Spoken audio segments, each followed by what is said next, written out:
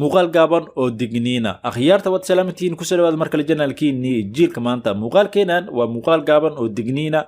oo aan markaas kaaga digayo arrin markaas ku saabsiisan janaalkaaga ama markaas arrin aad halis ugu ah kanaalkaaga laga yaabo inaad og tahay laga yaabo inaadan ogeyn balse ana ku sheegi doona bal arrinta digniinta maxay tahay oo adigu kugu saabsiisan sidoo kale ka raali ahada muuqaalkan mar qaar waxa laga yaabaa inuu cod soo dhex galo carruur banaan ku dheelayso oo kale waxaan duubay markaas maalin jimco ah maanta oo ay tahay jimco markaas ayaan duubay maybe inuu buuq soo galayo ka raali ahada bal haddii aad ahayd qof maalmihii ugu dambeeyay markaas la socday inboxka gmailkiisa ama markaas emailada lagu soo diray gmailkaaga haddii aad ka warhaysay waxaa laga yaabaa markaas inay ku soo gaartay fariin noocan oo kale ah taasoo ku dhahaysa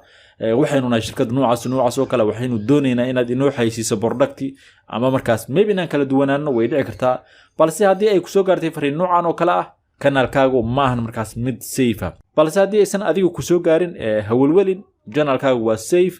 wax markaas dhibaato ah kuma gaarayaan bal aan ku yaro sharx marka hore fariintan wax markaas adiga kaaga dhigan tahay haddii ay ku soo gaartay bal fariintan waa markaas fariin scam ama markaas la doonayo in gmailkaaga xogtiisa oo dhan lagala wareego gmailkaaga haddii lagala wareegana waad ogtahay janaalkaagii waad weynaysaa marka waa fariin markaas scam okay intaas inaad ila fahamtay ayaan rajeynayaa bal haddii ay kuu soo direen isla markaasna aad fariintii ku dhifatay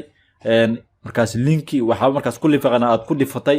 maxaa kaloo kuugu dhici karaa bal idina taas waa muhiim ogowna mar walba looma baahna inaad samayso arrintan oo kale haddii aad aragto linki ama markaas email wax uun markaas sawir ka horeeyo sawir markaas soo jiidasho leh ama markaas waxyaabo kale uu ka horeeyo noloshaada ha kali garayn haddii aad kali garayso waxay ka dhigan tahay adigoo markaas gacantaada isku toogtay even haddii lagu soo diro xitaa Facebook WhatsApp Messenger waxyaaba noocaas oo kale uma baahnid ama markaas laguma degdego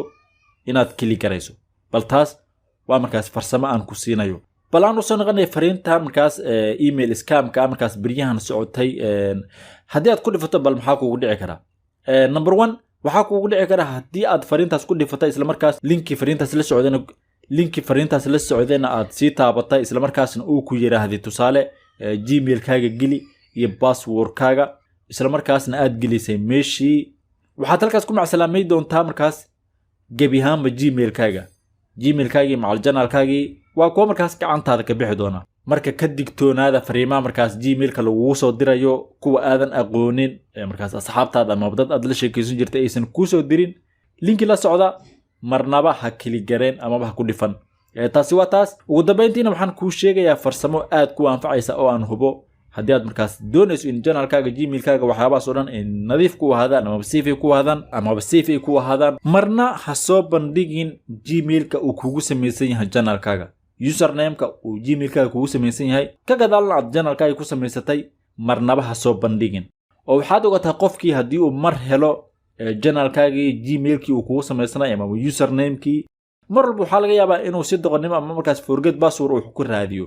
taasna dhibaato ay mar walba ku keenaysaa oo mar walba waxaa laga yaabaa inaad ka yara wawasho war gmailkii waa lasoo weeraray waxyaaba noocaas oo kale marka marnaba ha sameyn in gmailkaaga uu kugu samaysan yahay janaalkaaga aad public ka dhigto private ayaa loo baahan yahay qofna inay ogaato lama baahna marka qaar waxaa laga yaabaa inaad u yara baahan tahay meel ay dadka kaala soo xiriiraan waxaa la sameeyaa gmail cusub ayaa loo sameeyaa kaasoo kale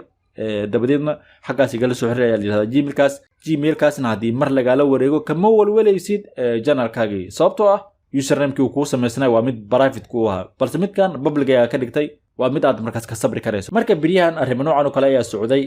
ka digtoonaada aniga lafteeda fariintan oo kale way ii soo gaartay balse gmail aanan u baahnayn ayay markaas ugu soo direen oo gmailkayga janaalku ku samaysan yahay waa mid markaas private marka gabagabo adiguna gmailkaaga mar walba private ku ahaado. Assalamu alaykum warahmatullahi wabarakatuh.